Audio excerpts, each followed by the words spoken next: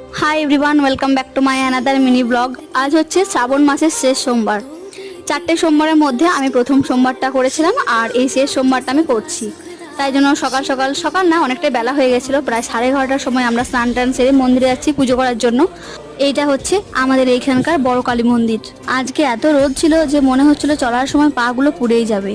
এখন আমরা মন্দিরের কাছেই চলে এসেছি। আর আজকে যেহেতু শ্রাবণ মাসের শেষ সোমবার, তাই জন্য প্রত্যেক বছরই শেষ সোমবার দিন এখানে প্রসাদ খাওয়াই, তারই বন্দোবস্ত চলছে এখানে। আর আমরা লাইনে দাঁড়িয়ে পড়েছি। লাইনটা দেখতে খুব অল্প ছিল, কিন্তু সময় লেগেছে প্রায় 2 ঘন্টা, কারণ লাইনের মানুষগুলো লাইনেই রয়ে যাচ্ছে আর অপোজিট থেকে অন্য কেউ এসে টুক করে মন্দিরের ভেতরে ঢুকে পুজো দিয়ে পালিয়ে যাচ্ছে।